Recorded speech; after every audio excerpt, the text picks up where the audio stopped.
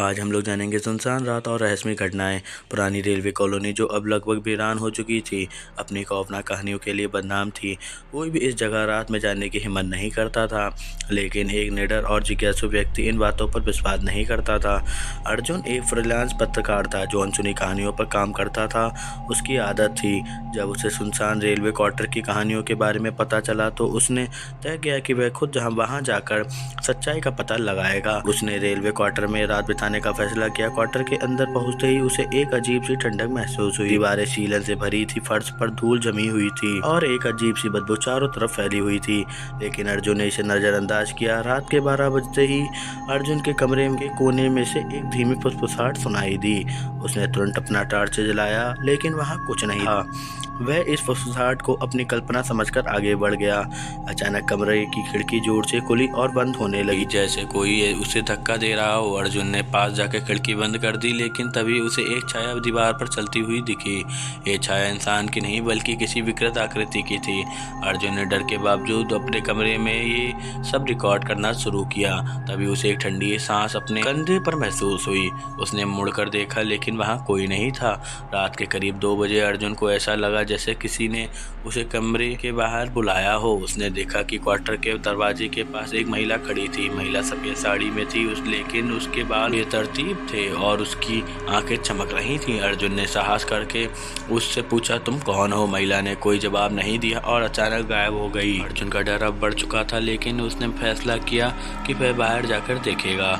जैसे ही वह बाहर निकला, उसने देखा कि कॉलोनी के दूसरे छोर पर एक आदमी खड़ा है। वह आदमी उल्टी दिशा में मुंह करके खड़ा था। अर्जुन ने उसे आवाज दी, लेकिन वह नहीं हिला। अचानक वह आदमी मुड़ा और अर्जुन ने देखा कि उसका चेहरा विकृत था। उसकी आंखें पूरी तरह लाल थीं और उसके दांत पिशाच की नुकीले थे। वह आदमी अर्जुन की तरफ बढ़ने लगा। अर्जुन ने तेजी से अपना बैग से मोबाइल निकाला और उस विकृत आकृति की वीडियो रिकॉर्ड करने लगा, लेकिन जैसे ही वह आदमी अर्जुन के करीब आया, अचानक उस पूरी जगह अंधेरे से में डूब गई। सुबह होने तक अर्जुन को बहुत मुश्किलों का सामना करना पड़ा। उसने रात भर खुद को क्वार्टर एक कोने में छिपा कर रखा।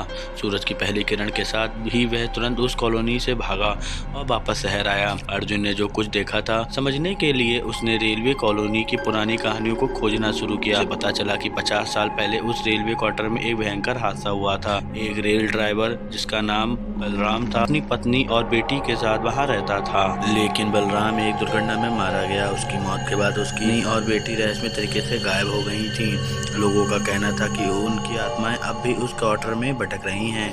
अर्जुन ने फैसला किया कि वह वापस जाएगा और इन आत्माओं को मुक्ति दिलाएगा। उसने एक पुराने पंडित से मदद ली जो आत्माओं की मुक्ति का अनुष्ठान करने के माहिर थे। जब अर्जुन और पंडित क्वार्टर में पहुंचे तो रात का समय हो चुका था। जैसे ही पंडित ने मंत्र पढ़ना शुरू किया, कमरे में तेज हवाएं चलने लगी।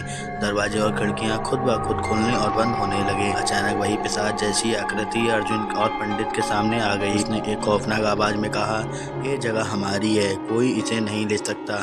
पंडित ने सहते हुए अपनी प्रार्थना जारी रखी।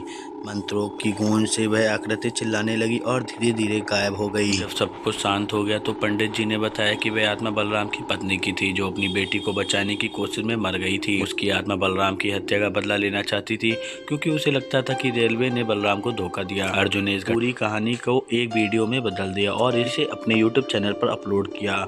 ये वीडियो रातों रात वायरल हो गया और अर्जुन को न केवल प्रसिद्धि मिली, बल्कि लोगों ने उसे एक साहसी पत्रकार के रूप में सराहा। कहानी का अंत हमें सिखाता है कि डर का सामना करके सच्चाई की खोज करना हमेशा चमत्कार। अर्जुन की ये कहानी उस रेलवे कॉलोनी के लिए एक नई शुरुआत बन गई थी, जहां अब लोग बिना डर के जा सकते हैं। ऐसे ही कहानी सुनने के लिए हमारे चैनल को सब्सक्राइब करें।